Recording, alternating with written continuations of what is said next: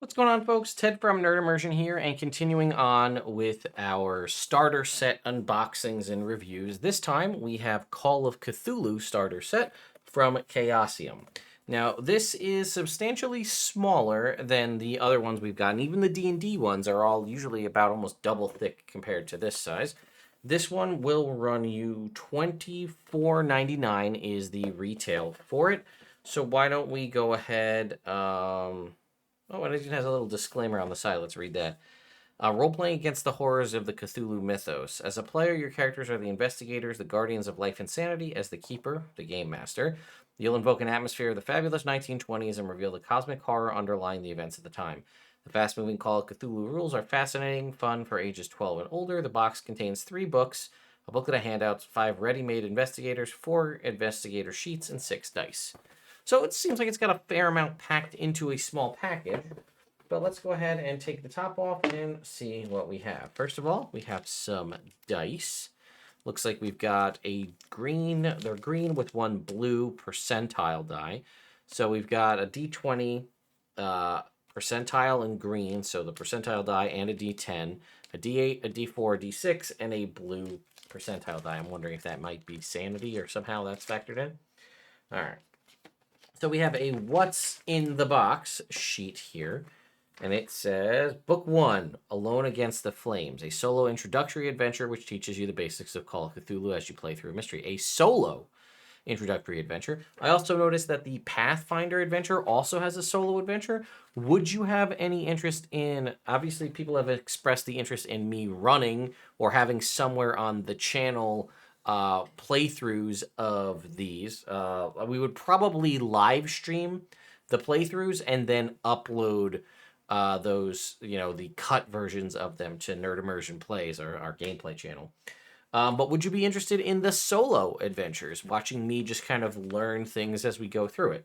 Again, as I've said, with a lot of these, I have like a general overview understanding of them, but I haven't actually had a chance to play them, so I really have like from watching actual plays or seeing a YouTube video or something, I might know like a little bit about how the mechanics and things work, but ultimately I'd have to give it a shot. So book 1 is the solo adventure. Book 2 is the starter rules, everything you need to get started playing games of mystery and horror. Book 3, Paper Chase and Other Adventures, 3 starter scenarios to mystify, perplex, and scare. Ready-made investigators, there are 5, so these are pre-made characters. There are 4 blank character sheets. There are the set of the 6 polyhedral dice, no use for a D12 in this particular set. Or I guess it's just a D12, right? D4, D6, D8. Yeah, so... Okay, it actually is 7 technically because that blue one is a 7th die. Player handouts, a set of ready-to-use props to accompany the adventure in Book 3. Okay, I think that's pretty much it. In the back just has a little bit about Chaosium. Okay, let's keep going. Book 1, Alone Against the Flames. These are very, I think you can even, they're like textured. They are full color, looks like, or at least they have full color. This book 1 runs you, it is 55 pages. Book 2, Introductory Rules. It also says that this is Call of Cthulhu, Cthulhu's 40th anniversary in 2021.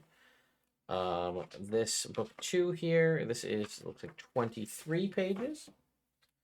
Book 3, which is the actual the starters, adventures, and whatnot.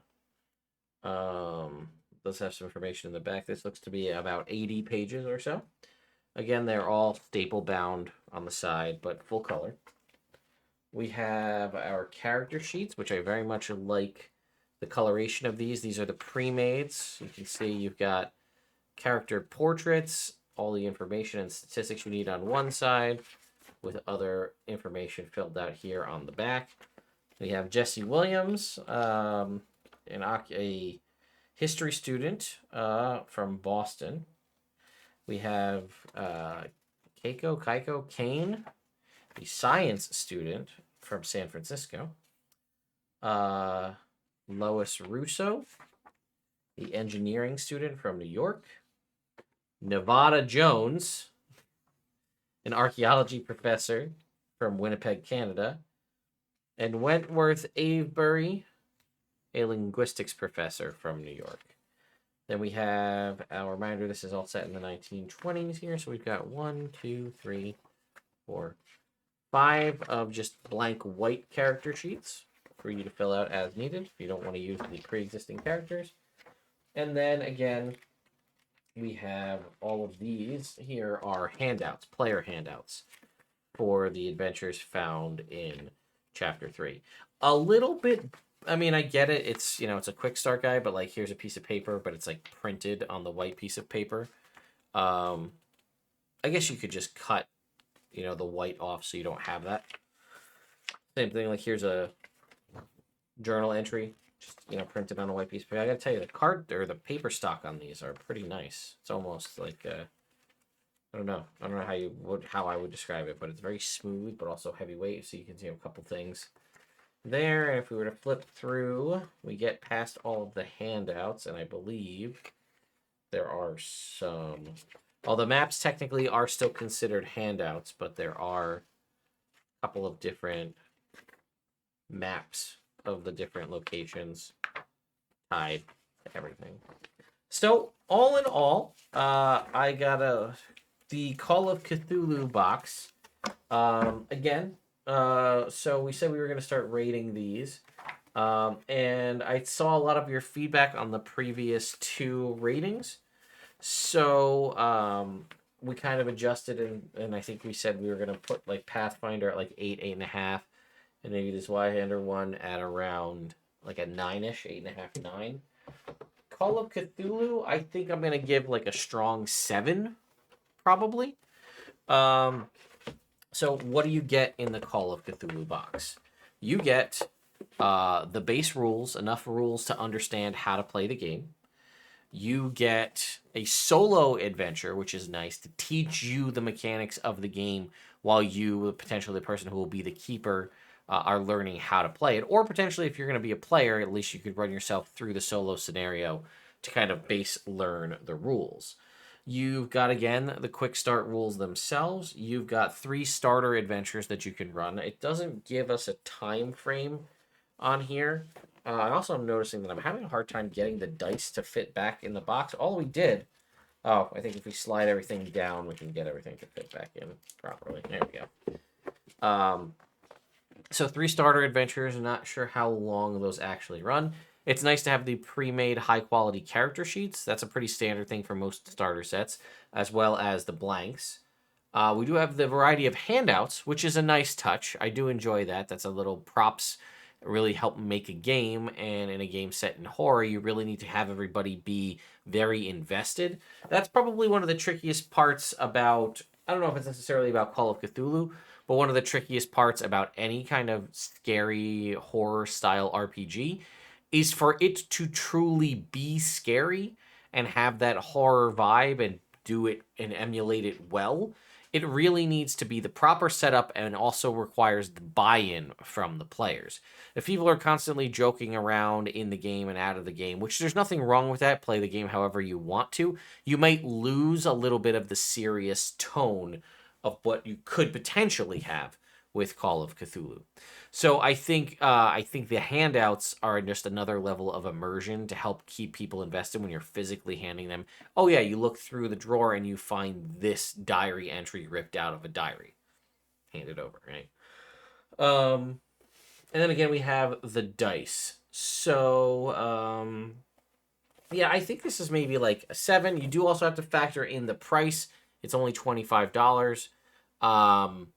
It's also a lot smaller, which could be something if you're limited on space as far as how, as much space it'll take up on a shelf or in a closet.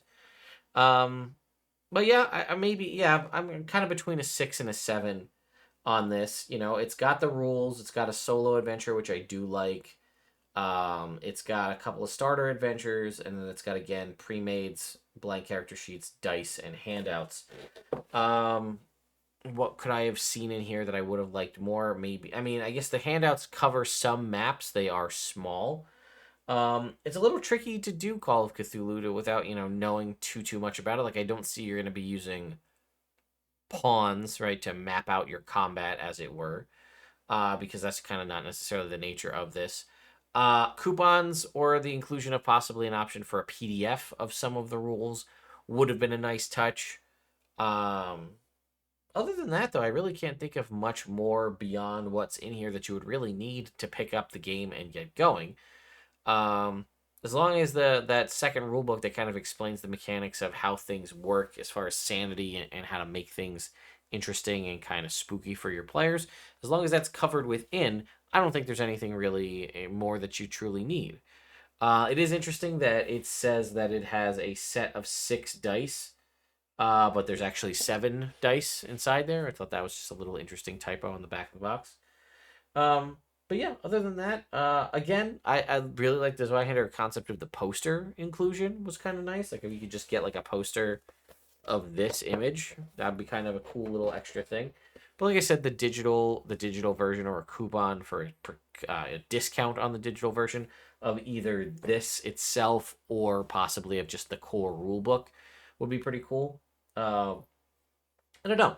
Let me know your thoughts and opinions in the comments down below, and I will see you all next time.